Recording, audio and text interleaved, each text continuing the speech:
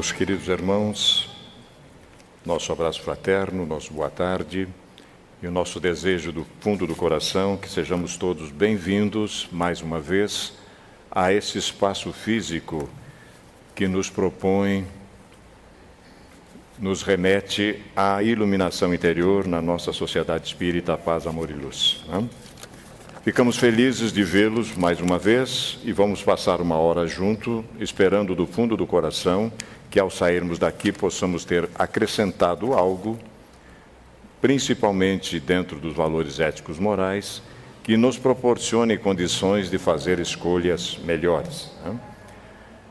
Antes da nossa prece e apresentarmos a nossa facilitadora, cuja proposta hoje vai ser em torno da felicidade, nós queremos dizer que, concluída a nossa 12ª Semana da Cultura Espírita, final de semana passado, nós estaremos iniciando no dia 16 de dezembro, segunda-feira, no intervalo, no recesso dos grupos de estudo das nossas sociedades regionais, o plantão doutrinário.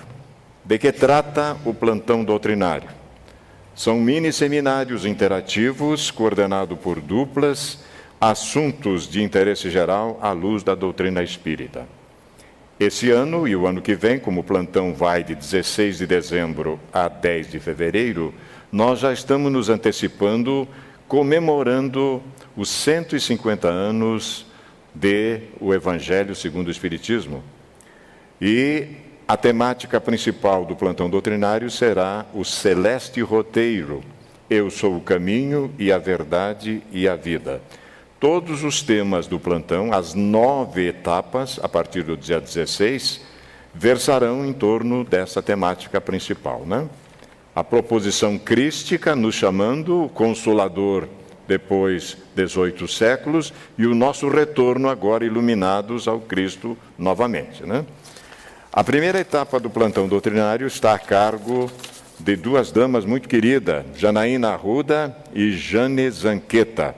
Elas vão trabalhar a oração ponte invisível de energias sutis, Vários assuntos dentro dessa temática, então, a partir do dia 16 de dezembro, todas as etapas este ano serão na Sociedade Espírita Amor e Caridade, porque o plantão doutrinário agora, coordenado pela regional, ele terá um sistema de rodízio. Vai girar em torno das 3 sociedades principais de Cascavel. Possivelmente o ano que vem estará lá no São Cristóvão, na Sociedade Espírita A Caminho da Luz, e em 2016 retornará inclusive aqui para a nossa CEPAL. Outra informação importante vem do Departamento de Eventos. A nossa Alaide está dizendo que se alguém precisar de pizza, nós temos algumas unidades à disposição. É só procurar, então, na secretaria. Feito isso, meus queridos, nós vamos orar e, em seguida, nós apresentaremos a nossa facilitadora. Unamo-nos em pensamento, por favor.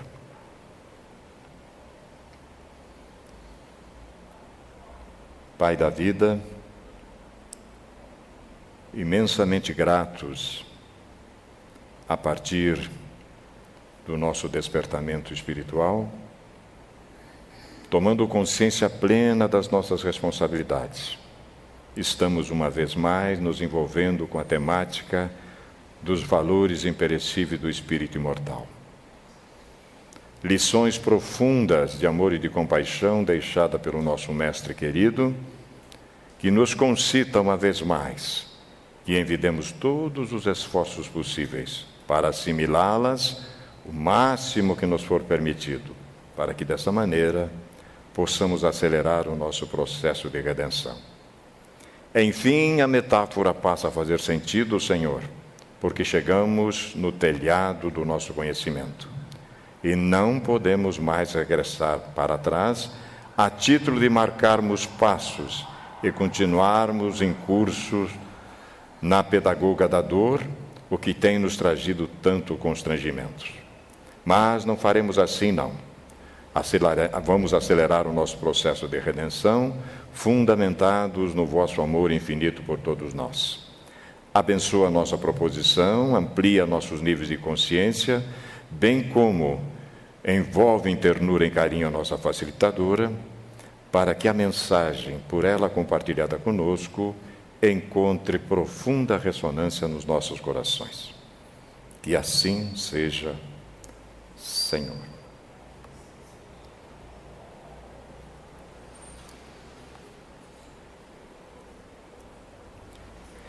A felicidade na visão espírita. A gente escuta muito que a felicidade não é deste mundo. A benfeitora Joana de Ângeles, querida mentora de todos nós, escreve através do seu médium Divaldo Franco, No Rumo da Felicidade. No prefácio desta obra, nós vamos ler apenas um trechinho, ela assevera isso mesmo. Ela diz que a felicidade certamente não é deste mundo, conforme asseverou Jesus com sabedoria, em se considerando ser o mesmo muito transitório e os seus valores relativos, sujeitos a alterações constantes e mutiladoras. Não obstante, ela tem início na Terra, se for levado em conta que é no íntimo de cada ser que se colocam as bases do edifício no qual se pode viver feliz. Sem o conhecimento da vida espiritual e dos mecanismos que a compõem, a felicidade não passa de uma aspiração emocional descontrolada que a realidade consome, deixando cinza e desencanto.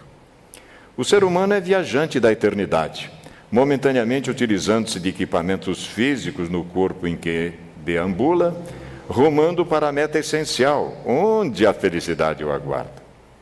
Na viagem setada, todavia, poderá experimentar a alegria do dever bem cumprido, os júbilos pela convivência fraterna, as dádivas do amor, o bem-estar e a saúde, a aquisição ou não de recursos amoedados que lhe facultam prosperidade ou de que não se sente falta. São essas salutares conquistas que compõem o quadro da felicidade relativa a que se deve aspirar, crescendo-se interiormente em conquistas que eliminem os vícios, as paixões dissolventes, as ansiedades afligentes e os sentimentos mórbidos. Vencendo-os, a pouco e pouco aproxima-se da meta a conquistar, que é a felicidade sem jaça, o que somente ocorrerá após a desencarnação, quando já não se encontre sujeito às oscilações dos contingentes materiais. Por esse caminho, a nossa querida Luciana de Melo Brondani, que está conosco desde 2009, é tarefeira da nossa Sociedade Espírita e é uma pedagoga.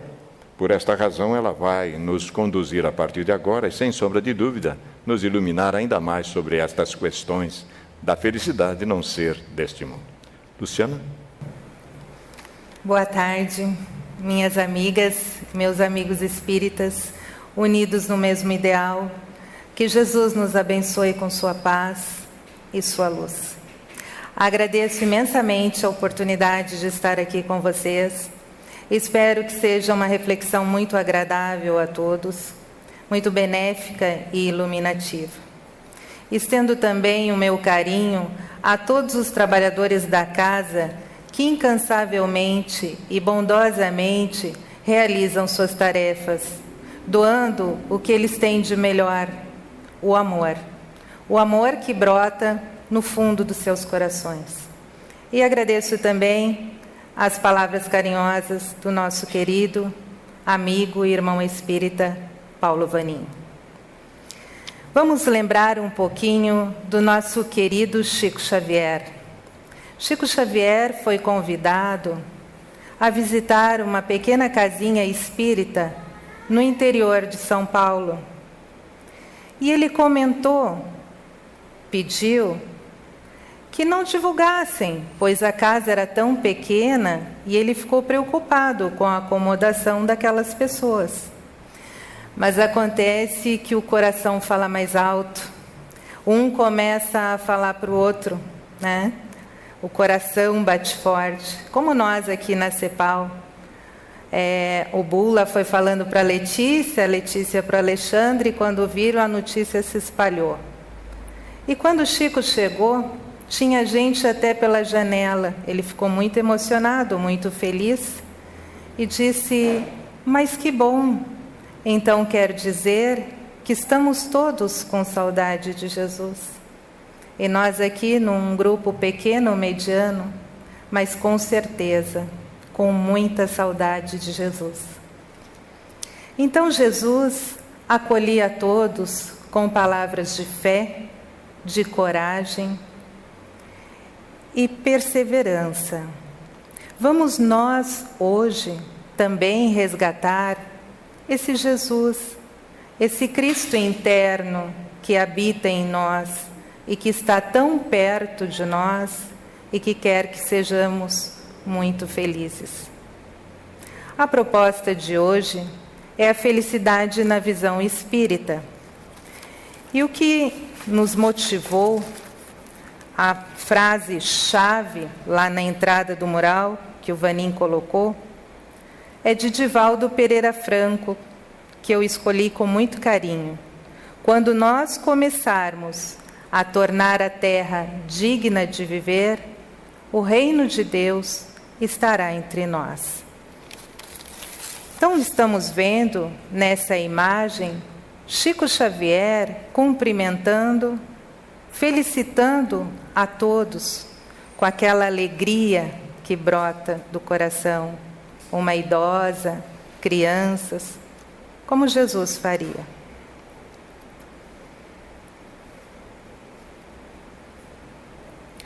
Ninguém diria, em sã consciência, que não deseja ser feliz, não é verdade?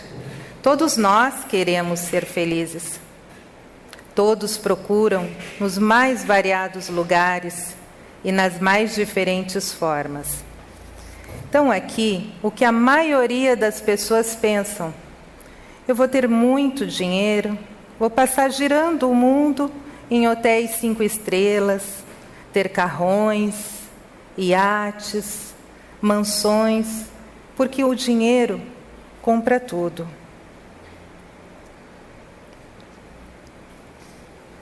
Onde está a felicidade?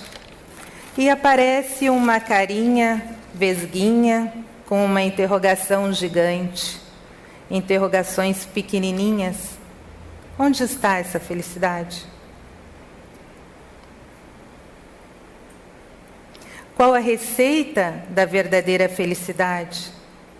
Vemos uma carinha bem feliz numa praia, esse bonequinho inspirador. Mas agora vamos voltar um pouquinho no tempo, nos bancos escolares, onde estudamos poesia de Manuel Bandeira. Quem já não ouviu? Vou-me embora para Passárgada. Passárgada significa campo dos persas, lugar fabuloso. Manuel Bandeira fez essa poesia num momento de profunda depressão, doença. Ele não estava bem. Então ele fez essa poesia. Vou-me embora para Passárgada. Lá sou amigo do rei. Lá ele é amigo do poderoso, né? Lá tenho a mulher que eu quero, aquela vida fútil, sem compromissos. Aqui eu não sou feliz. Aqui ele vive se lamentando, se torturando. Como a Adriane disse aqui na sua palestra, vemos, mas não enxergamos. Não enxergamos com os olhos do coração. Lá farei ginástica, andarei de bicicleta, tomarei banhos de mar e quando estiver cansado, deito à beira de um rio. E a poesia se vai, mas para nós já dá para refletirmos. Vemos 2 mundos, o mundo real que ele vive, que é só tristeza, que é só lamentação, que ele está à beira do caminho, ele não muda a sua conduta porque tudo é ruim no real. Mas no imaginário, no mundo dos sonhos, aí é lindo, aí é um paraíso, porque lá ele não tem compromisso, lá ele é amigo do poderoso, lá ele é feliz, ele faz o que ele quer. Será que essa é a melhor receita da nossa vida? Diante de um obstáculo, ficarmos sonhando com outras coisas?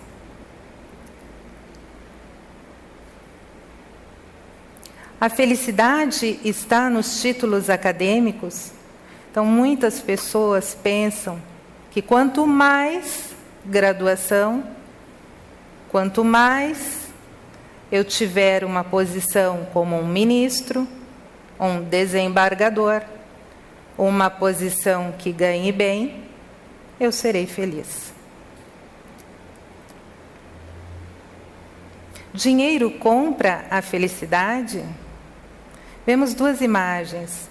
A primeira, de um rapaz que tem tanto dinheiro, deitado em uma rede de dinheiro, só estala e compra suas coisas materiais. E o outro, o tio Patinhas, aquele acumulador de dinheiros. Quem já não leu os seus gibis, onde ele guardava dinheiro, faltava até para ele e para os sobrinhos, mas o importante era acumular o dinheiro. Aí me lembra a fala de duas primas, bem simples, bem humildes, e uma fala para a outra: e aí, prima, como que está a poupança? Ah, cada vez melhor. Mas a gente não tem nem para a gente. Como que você está acumulando dinheiro? Como que você está guardando na poupança? O importante é ter uma poupança.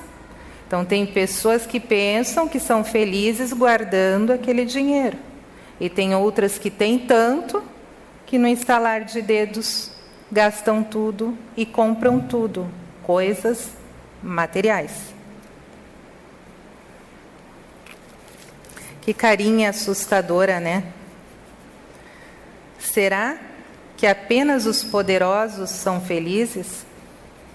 Então, aqui aquele grupo de pessoas que consegue tudo até com a força física, com a escravidão das pessoas, com o contrabando, com o tráfico, com a corrupção. Todas as más inclinações estão nesse grupo de pessoas.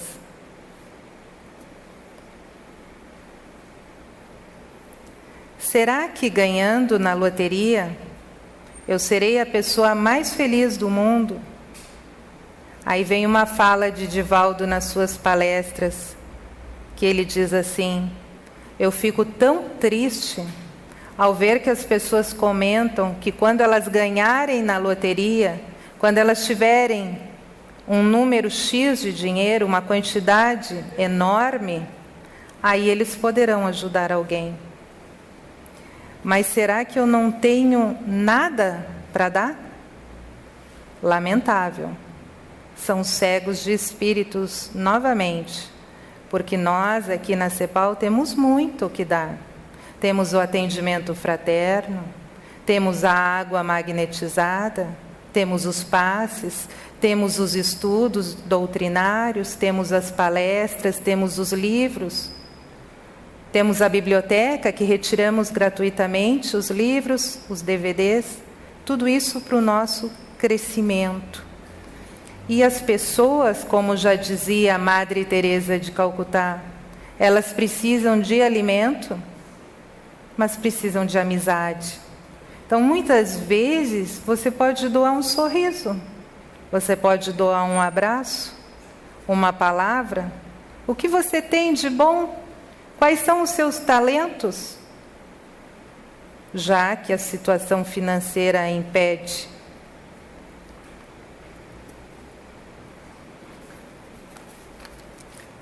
Tendo toda a tecnologia lançada no mercado e todas as roupas de grifes famosas, serei a pessoa mais feliz do mundo? A primeira imagem de um rapaz desesperado com a tecnologia. Nem lançou no mercado e ele já quer um iPhone 5, um iPad, um iPin, brincadeirinha. Não, tudo que está lançando lá, ele já quer. Ele nem pensa se aquilo ali é importante para a vida dele. E o que me chama a atenção, que há poucos dias também deu no programa da Ana Maria Braga, o óculos computadorizado. Então é muito chique um óculos computadorizado. O mouse aqui assim, né? É importante. Então, se fulano tem, eu também tenho. Mas a gente fica pensando, e a nossa privacidade, onde vai? Eu estou almoçando com a minha família e eu não sei Se eu estou sendo filmada, se eu já estou nas redes sociais.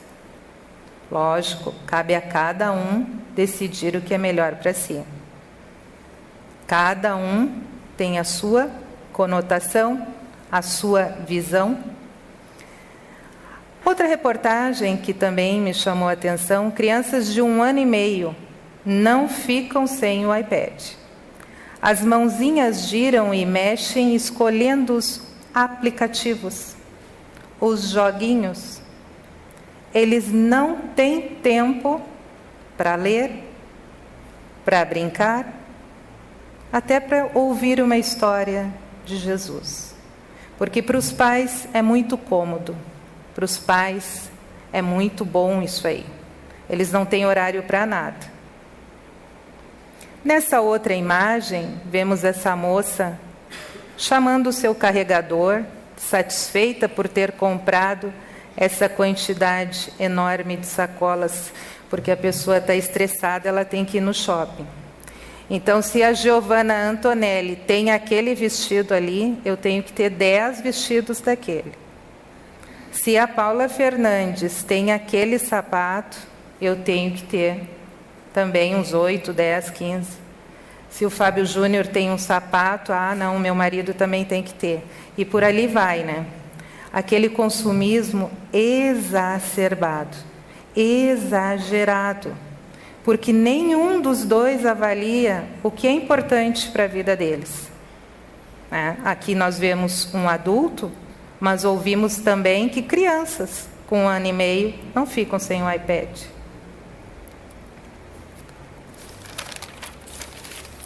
Agora sim, vamos comentar sobre a nossa doutrina. Esse rapaz pensando numa pedra, num pôr do sol, num mar. Como já disse Divaldo Pereira Franco, o grande desafio da criatura humana é a própria criatura humana. Ou seja, o nosso grande desafio somos nós mesmos. Já diziam os sábios na antiguidade: conhece-te a ti mesmo. Esta é a chave da verdadeira felicidade. Então hoje, a mídia, a propaganda, a sociedade nos leva, nos ensina a sabermos dos outros. Eu sei o que o outro veste. Eu sei o que o outro come, onde ele está, com quem ele está, mas eu não sei de mim. Eu não olho para mim. Eu não me conheço.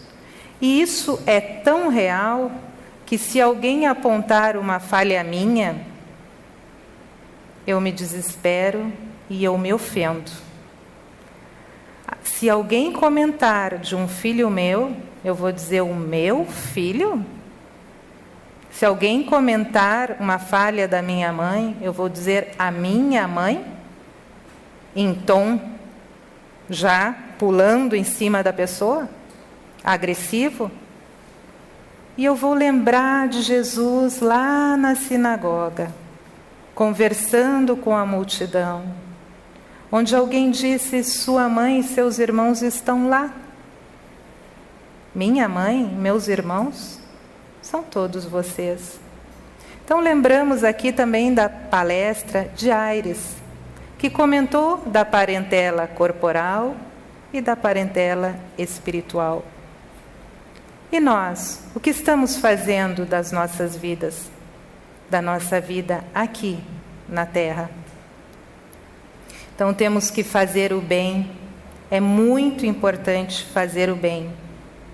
Lembramos que se eu vou fazer um esporte e o meu time perde, então eu vou agredir o outro time com palavras, ou eu vou ver o benefício que aquele esporte está fazendo para mim, para minha saúde, a confraternização com os meus amigos.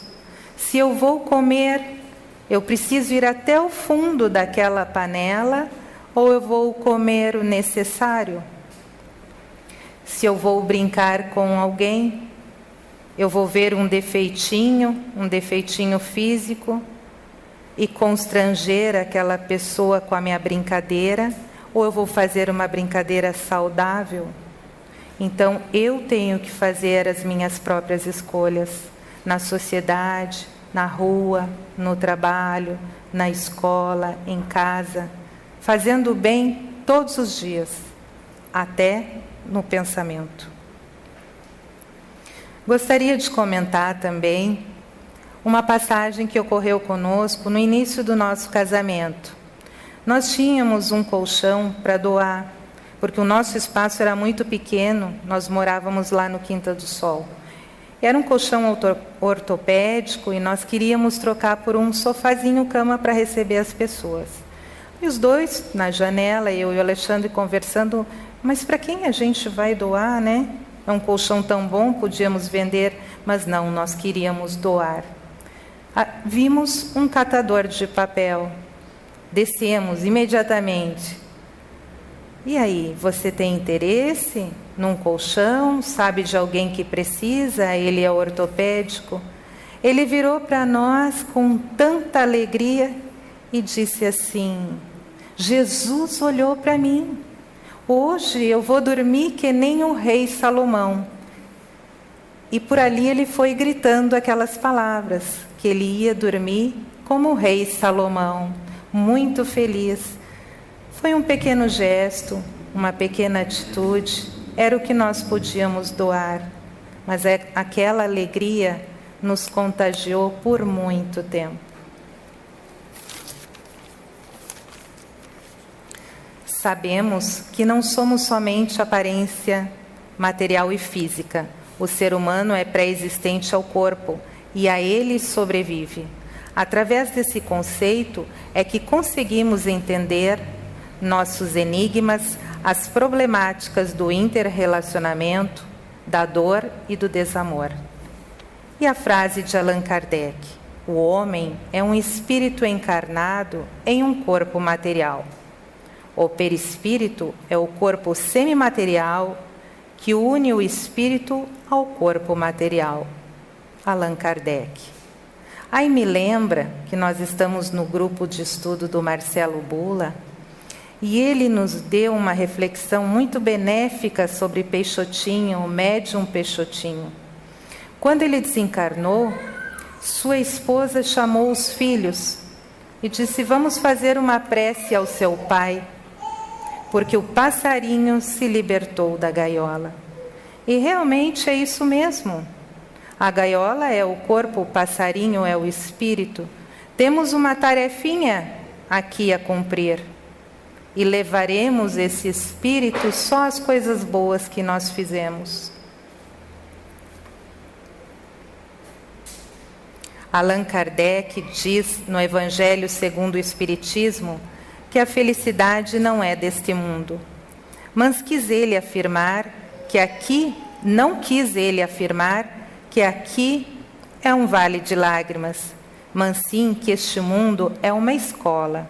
E como toda escola, existe a disciplina. E quem não respeita essas disciplinas precisa ser reeducado, repete de ano, no nosso caso, precisa voltar, reencarnar e recomeçar. Então não é escola lá da nossa aula, né? Primária, matemática, português. É a escola da alma, é a escola dos valores do reino de Deus. Então já estamos entendendo isso, que precisamos melhorar, porque senão vamos repetir de ano. Uma imagem belíssima que a Letícia escolheu para mim. Me lembra Jesus descendo do alto, o nosso pedagogo, o nosso mestre, modelo e guia. Veio de um mundo muito evoluído. Desceu os primeiros degraus já há 2000 anos atrás.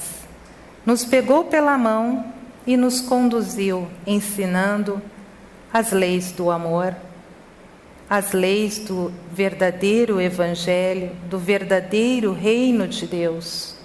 Mas nós desperdiçamos esses ensinamentos e por isso estamos repetindo.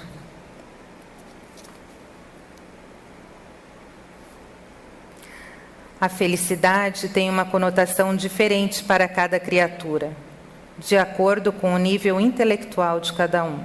Então, cada um vê a felicidade de uma forma. Vimos bem no início, e a visão espírita é bem diferente. Por estarmos a maioria ligados ao material, muitos condicionam a conquista da felicidade à aquisição de bens materiais. Então, quanto mais bens materiais, eles são felizes. Outros ancoram o sonho da felicidade na busca da fama, do sucesso. Então, se eu for como Roberto Carlos, como a Xuxa, se eu tiver todo aquele sucesso do Gustavo Lima, aí eu sou feliz. Do poder, então os poderosos, né? Eu mando, eu sou soberano. Para outros, a felicidade está associada à inexistência de problemas. Então, eu não tenho nenhum problema, eu também sou feliz. E a lista continua, nós estamos dando aqui algumas ideias, algumas reflexões. Temos que lembrar que a vida não é um problema, é um desafio. Ela nos apresenta oportunidades de crescimento nos setores que mais necessitamos. Por detrás dos problemas existem lições, desafios e tarefas. E a grande ventura tomará conta de nós quando vencermos os obstáculos que a vida nos apresenta. Então é um caminho que nós temos que percorrer. Nesse caminho encontraremos buraco, pedra, chuva, sol, tempestade. E aí, eu vou ficar à beira do caminho chorando? Ou eu vou perseguir? Ou eu vou continuar? Qual é a minha decisão? Eu tenho livre-arbítrio. Eu posso escolher este ou aquele caminho.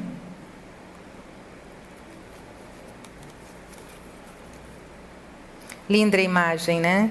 Lembremos-nos da felicidade de Francisco de Assis, conquistada na humildade, na pobreza e no serviço ao próximo. O nosso santo da humanidade era moço rico, mas vivia amargurado na riqueza que possuía. Só encontrou a paz depois que se entregou à riqueza do espírito.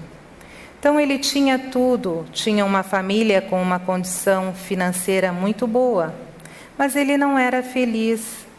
Ele queria muito mais, ele queria o espírito dele feliz, a paz de espírito, o amor no coração.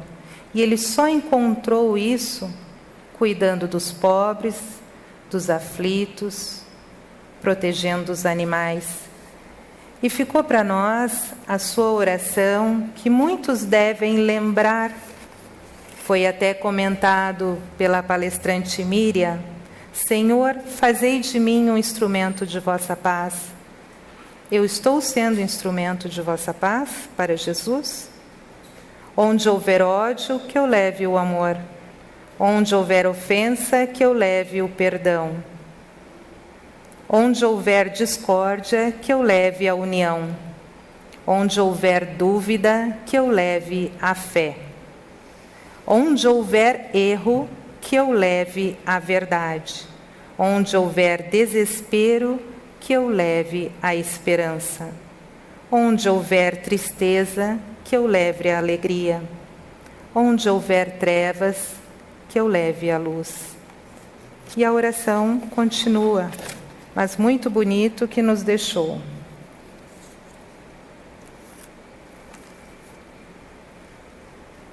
Não nos esqueçamos de Paulo de Tarso, que na sua condição de poderoso Saulo, era infeliz, mas voltou a viver após o célebre encontro à felicidade pessoal. Então ele não era feliz, ele perseguia os cristãos, ele não era nada bom. E um dia, nas ruas de Damasco, um clarão muito forte apareceu. E ele disse: Quem é, Senhor? Sou eu, Jesus, a quem você tanto persegue. Os dois conversaram e ele mudou radicalmente a sua vida. Ele transformou. Ele começou a pregar o cristianismo e depois foi conhecido como Paulo de Tarso, apóstolo Paulo de Tarso. Gandhi encontrou a sua felicidade na luta pela paz. Madre Teresa e Irmã Dulce, apesar dos inúmeros padecimentos que sofreram, conseguiram encontrar a felicidade na felicidade que podiam proporcionar aos desvalidos do caminho. Então, elas só eram felizes fazendo os outros felizes, os aflitos, os necessitados, os doentes, nas obras sociais, doando o que elas tinham de melhor.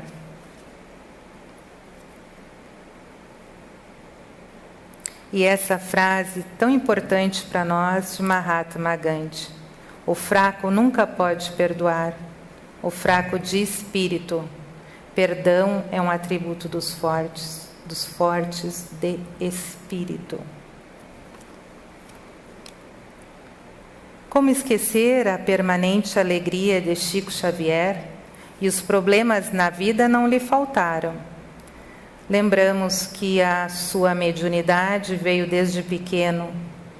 Tinha muitos irmãos, sua mãe desencarnou muito cedo, e ele conversava com ela. E ela dizia: calma, Chico, tudo vai passar. E ele foi ouvindo, foi criado por uma madrinha muito má, que batia nele, furava com garfos na sua barriga, porque não aceitava que ele falasse com espíritos. Então a vida dele já foi bem tumultuada, mas ele sempre com aquela alegria de viver e tantos ensinamentos que nos deixou. Divaldo Pereira Franco, outro exemplo de felicidade por fazer outros felizes, que é a nossa frase-chave da nossa exposição hoje, que nos motivou. Quando nós começarmos a tornar a terra digna de viver, o reino de Deus estará entre nós. Portanto, a felicidade nós a encontraremos na harmonização, no amor verdadeiro, na renúncia e no desprendimento. Nós a encontraremos ainda dedicando-nos aos que sofrem, procurando amenizar-lhes as dores. Duas imagens belíssimas do nosso querido Chico abraçando Jesus e do nosso querido Divaldo, que ainda está conosco nas palestras, nos livros psicografados. Então, dois cooperadores de Jesus, com seu auxílio fraterno, auxiliando Jesus no seu rebanho.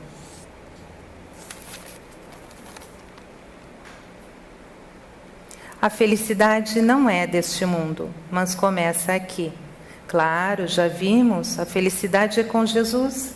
Então, o que eu preciso para estar com Ele?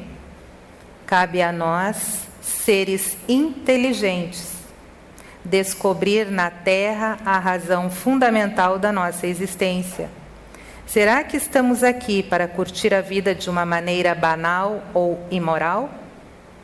Portanto, enquanto não buscarmos este enriquecimento moral e espiritual, tudo nos parecerá sem sentido ou significado, tornando nossas encarnações um desafio recheado de desencanto e aflição.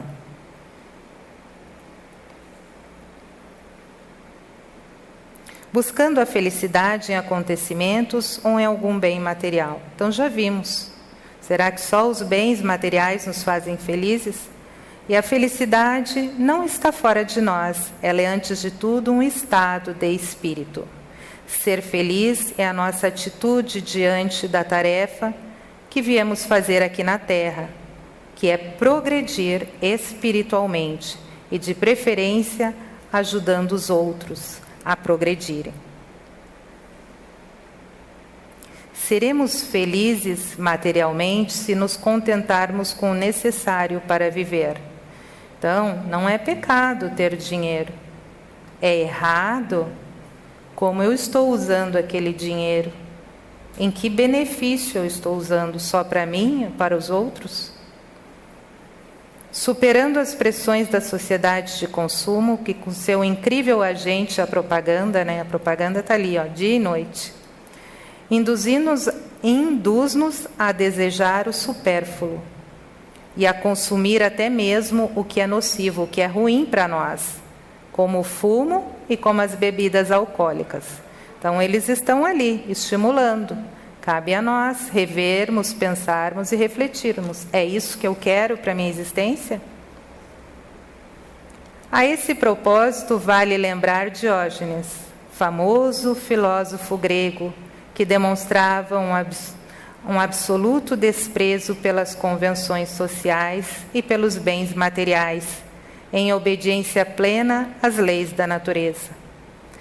Proclamava que para ser feliz o homem deve libertar-se do supérfluo, tudo aquilo que é desnecessário, limitando-se ao essencial. Então ele andava descalço, vestia uma única túnica que possuía, dormia num tonel, e depois ficou muito conhecido na Grécia por ser famoso por ter tão poucos bens materiais. Certa feita, viu um garoto tomando água num riacho a usar o côncavo das mãos. Então exultou o filósofo: aí está, este menino acaba de ensinar-me que ainda tenho objetos desnecessários. Assim, dispensou a caneca que usava, passando a utilizar-se das mãos. Mas cabe a nós, né? Ver se a gente precisa de uma caneca ou não, né? Belíssima imagem, né? Então, nos leva a pensar, eu quero ser um riacho límpido? Ou eu quero ser um riacho poluído, que não tem vida? Como as pessoas falam, uma maçã podre numa cesta contamina as outras, né? Então, eu quero ser o quê? Uma maçã boa, né? Amiga dos outros. O que eu quero para a minha vida? Alexandre o Grande, Senhor todo-poderoso do seu tempo, curioso para conhecer aquele homem singular e desejando testar seu famoso desprendimento, aproximou-se dele em uma manhã fria de inverno, quando Diógenes estava se aquecendo ao sol. Então Alexandre propôs-se a atender qualquer pedido seu, que escolhesse o bem mais precioso, que enunciasse o capricho mais sofisticado e seria prontamente atendido. Vejam, o Senhor dos Exércitos, com Diógenes, qual pedido esse filósofo ia querer? Vamos ver o que Diógenes diz? Diógenes contemplou por alguns momentos o homem mais famoso da terra, senhor de vasto império. Depois, esboçando um sorriso, disse-lhe: quero apenas que não me tires o que não podes dar, o que não me podes dar. Estás diante do sol que me aquece. Afasta-te, pois. Então vamos contemplar esse sol que nos ilumina, ilumina a nossa vida, que nos aquece também. Evidentemente, não podemos levar Diógenes ao pé da letra, mesmo porque estamos longe do desprendimento total. Ele representa um exemplo de como podemos simplificar a existência, despindo-nos do materialismo, para que não haja impedimentos à nossa felicidade. Então, a análise é pessoal. Cada um tem que ver o que é importante para a sua vida. Já estamos quase nas considerações finais. E se nós nos contentarmos com o necessário, teremos condições para tratar de assuntos mais importantes, como a conquista moral, porque somos dotados de potencialidades criadoras que precisam ser exercitadas permanentemente, e tanto mais felizes seremos quanto maior o nosso empenho em cultivar os valores da verdade, do bem, da justiça, da sabedoria, do amor, da caridade, sempre fazendo o melhor.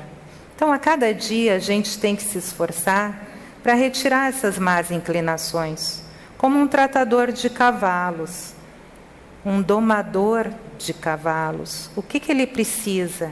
Disciplina, controle de emoções, perseverança, mudança de atos, mudança dos pensamentos agressivos para pensamentos bons. Então, assim é a vida da gente. Essas escolhas são pessoais. O livre-arbítrio está aí para cada um escolher. Diante de um problema, eu posso escolher sair pela janela, sair por uma escada ou sair pela porta. Eu posso sair linda e maravilhosa da CEPAL lendo um livro, numa via rápida como essa, eu só vou encurtar a minha existência. Então, as escolhas são pessoais. Temos que escolher o que é melhor para nós. Claro, fazendo bem aos outros também, fazendo a nossa existência benéfica, não perdendo nenhum momento mais. A felicidade de realizar o bem é a maior vitória que você alcançará para a sua alma. E aqui nos lembra também uma passagem de Divaldo na Mansão do Caminho, porque as más inclinações são de outras existências, que também pode ser dessa, mas também pode ser de outras, que nós carregamos essas bagagens, esses arquétipos, né, que estão no nosso inconsciente coletivo, e como um reloginho, uma hora eles vão despertar e seremos testados. Então ele recebeu um menino de 6 meses de idade na Mansão do Caminho. Isso é história real. O menino com 4 anos já fazia faquinhas para machucar as voluntárias. Aos 12 anos ele continuava botando mais medo ainda nelas. E Divaldo teve que dar um tratamento de choque. Olha aqui, meu filho, você está recebendo só coisas boas. Se continuar dessa forma, não vai mais continuar na Mansão do Caminho. Não, tio, desculpa, eu não vou fazer mais. E foram levando, completou 18 anos, pediu a sua emancipação. E daí, Divaldo disse para ele, olha, você vai. Você não tem nada contra as pessoas e nada contra a sociedade que só está aqui para te ajudar. Então, quando você tiver essa má inclinação de matar alguém, vem aqui e mate o tio. Ah, venho aqui e mato o tio? Vem aqui e mata o tio, que daí eu falhei na tua educação, né? Porque eu te dei tudo de bom, do melhor. E essa sociedade agora não está te fazendo mal. Aí se passaram alguns anos e ele retornou aos 28 anos e Divaldo perguntou, e aí, meu filho, como foi? Teve vontade de matar alguém? Tive, mas lembrei do tio e me desarmei. Então Divaldo disse assim, agradeça a sua consciência que assimilou toda a educação moral evangélica que recebeu na Mansão do Caminho. Você fez bom uso do seu livre-arbítrio. Hoje você pode entender. Por isso vou lhe contar que os bons espíritos me disseram que você foi um criminoso na encarnação anterior, meu filho. Você trazia no inconsciente a lembrança do sangue jorrando em sua mão, quando queria esfaquear alguém. Estava tão perto de você que explodia na sua memória atual. Eram flashes do passado. E daí fica também uma frase de Taylor de Chardin. Não somos seres humanos passando por uma existência espiritual. Somos seres espirituais passando por uma experiência humana.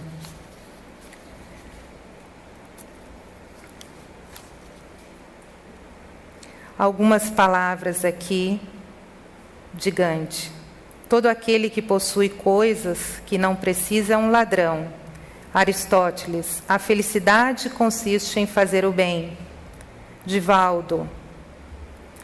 Disse que aprendeu que a finalidade da vida é ser feliz através da felicidade proporcionada aos outros.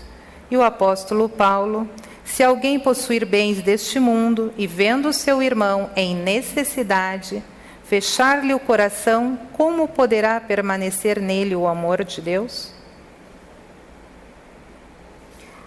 Encerramos aqui. Reconhece-se o verdadeiro espírita pela sua transformação moral e pelos esforços que emprega para domar as suas más inclinações. Então, entendemos que essas más inclinações são dessa ou de outra existência, mas cabe a nós mudarmos o rumo. E fica também a frase nossa do início: quando nós começarmos a tornar a terra digna de viver, o reino de Deus estará entre nós. Agradeço à fonte, ao texto, Richard Simonetti, e a minha filha Letícia Brondani, que fez os slides e as imagens. Fica para leitura, indicação que temos aqui na nossa livraria: Desperte e Seja Feliz, pelo Espírito Joana de Ângeles, de Divaldo Pereira Franco. Meus votos de muita paz, agradeço a paciência e o carinho de todos. Uma boa noite a todos.